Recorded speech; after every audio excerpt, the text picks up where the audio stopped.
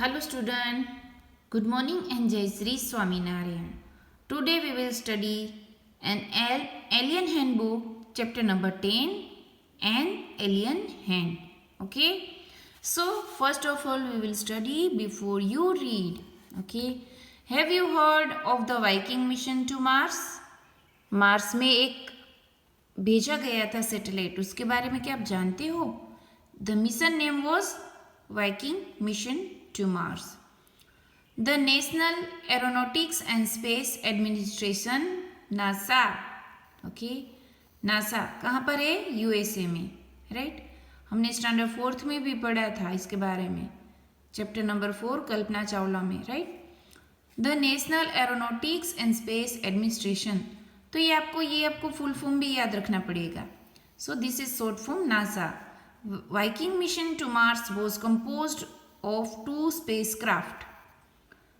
वो स्पेसक्राफ्ट भेजे गए थे कहाँ पर? मार्स पर.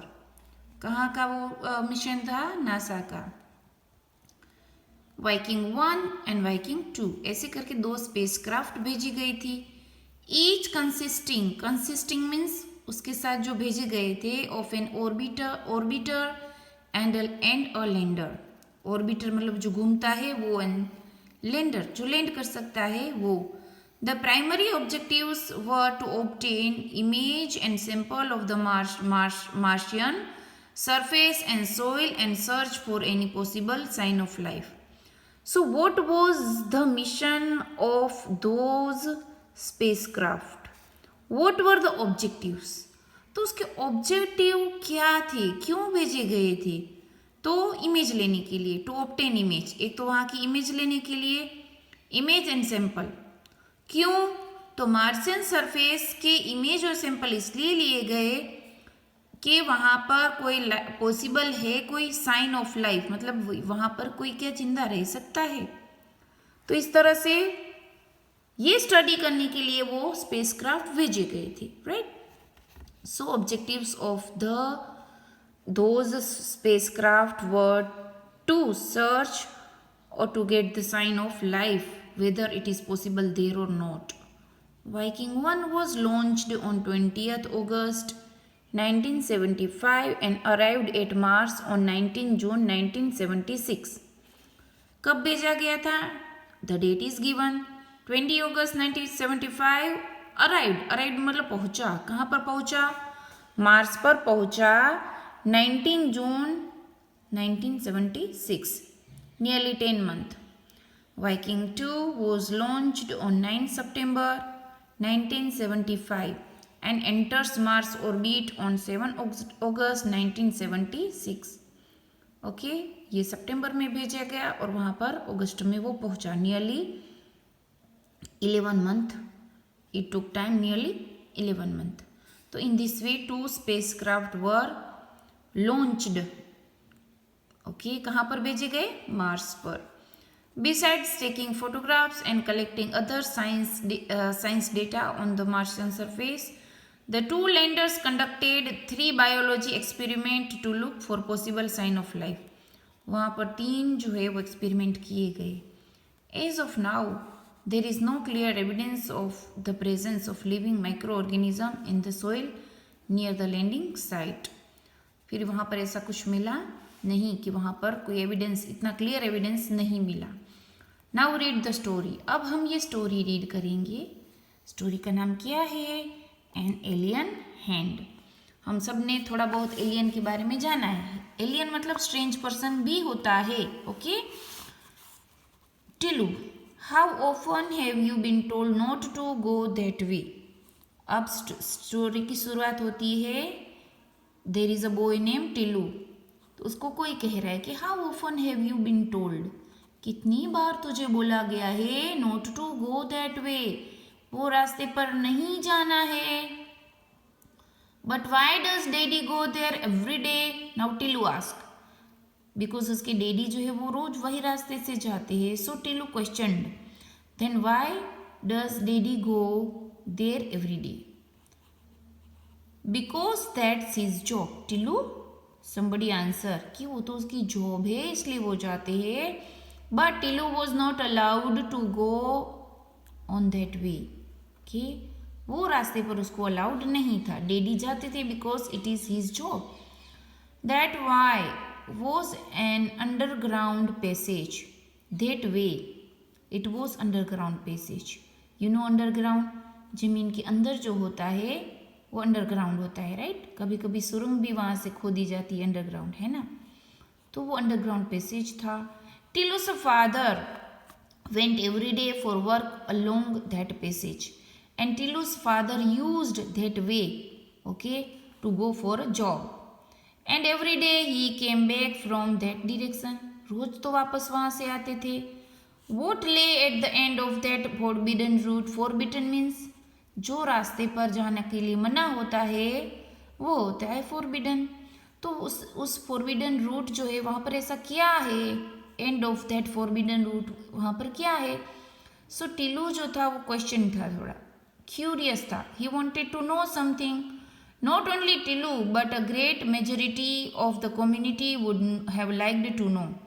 Not only Tilu but most of the people who are living underground, जो लोग अंदर रह रहे थे उसके लिए भी कुछ ऐसा ही था कि वो रास्ता जो है उसके लिए वो जानने के लिए क्यूरियस थे, इच्छुक थे।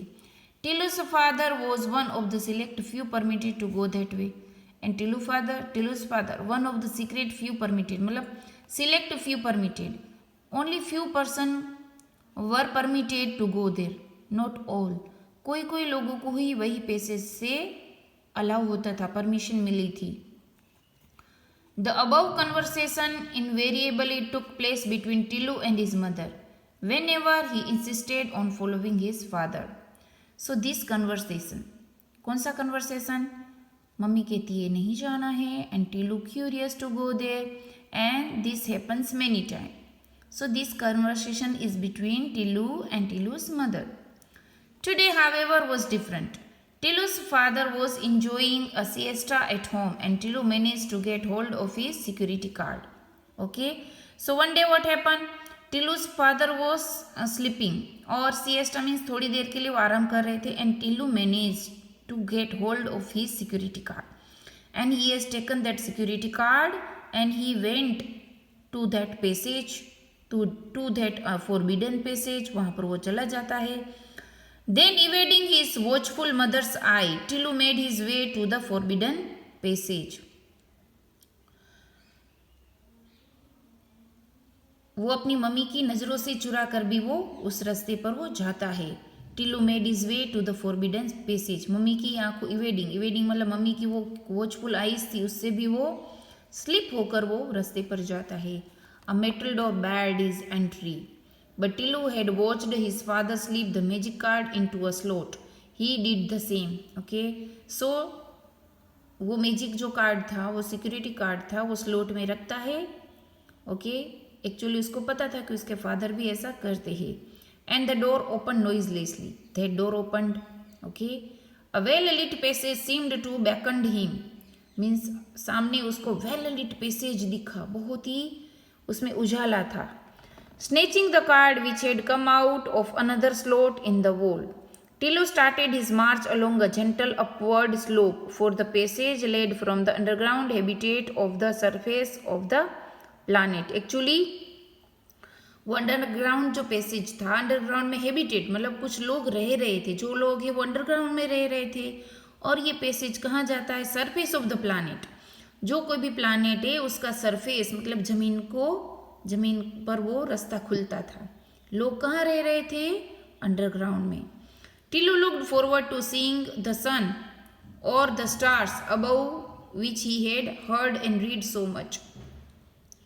Tilu wanted to see the sun or star, if daytime sun or if nighttime stars, because Tilu को ये नहीं पता था कि भी रात है कि दिन है। Why? Because they were living in underground. तो अंडरग्राउंड में तो जब रहते हैं तो लाइट चालू होती है तो पता ही नहीं चलता है कि बाहर की जो दुनिया है तो वहाँ पर कौन है।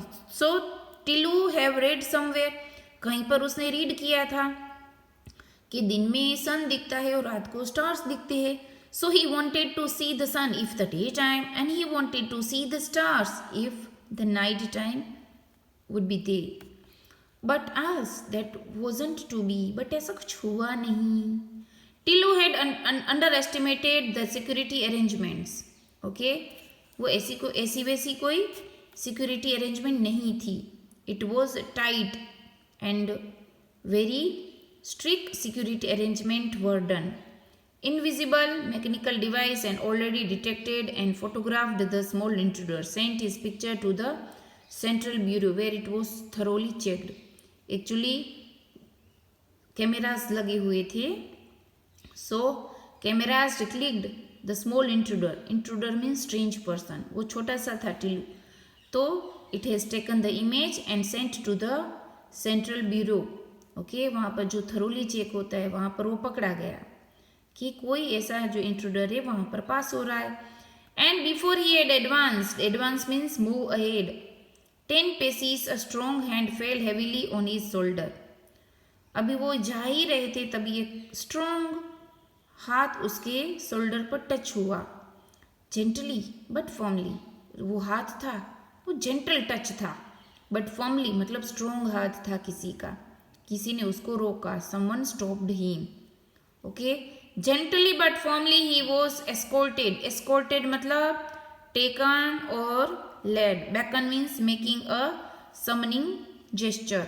सो it was when he was on the way someone stopped him. Okay, gently security staff back home to an anxious and angry mother. Okay, security staff back home. Security staff जो था stopped Tilu and Tilu was back his home and his mother became very angry. Mother जो होते बहुत गुस्सा हो जाते. While he was being scolded, he received help from an unexpected quarter. Okay, but this time he got the help from his father. Father जो थे उसने वहाँ से उसकी हेल्प मिल गई. फादर ने क्या कहा? Let me explain to him darling. अपनी बीवी से कहते कि डार्लिंग मीन्स वहाली, जो लाइक हम करते हैं. मम्मी पापा को लाइक करते हैं, पापा हमें लाइक करते हैं ना. तो डार्लिंग जो वर्ड है वो आप सभी के लिए यूज़ होता है जिसको हम लाइक करते हैं. ऐसा नहीं है कि पति और पत्नी के लिए यूज़ होता है. No, this word can be used whom we like. ओके, तो वो कहते कि मैं उसको एक्सप्लेन करता हूँ. किसको? टिल्लू को. जब मम्मी डांट रही थी. when mother was scolding Tilu, father helped, received help means Tillu को फादर से हेल्प मिलती है. Now father will explain to Tilu.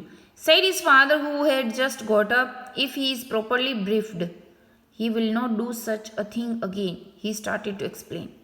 Father said that if Tilu knows everything what is happening outside, okay, if he knew very properly, अगर वो जान जाएगा उसके बारे में तो वो कभी वहाँ पर जाएगा नहीं. He will not do such a thing again. वो ऐसी कभी गलती करेगा नहीं. ओके, तो फादर जो है अब वो उसको एक्सप्लेन करेंगे कि वो पैसेज से क्यों नहीं जाना है. So student, today I am giving you homework.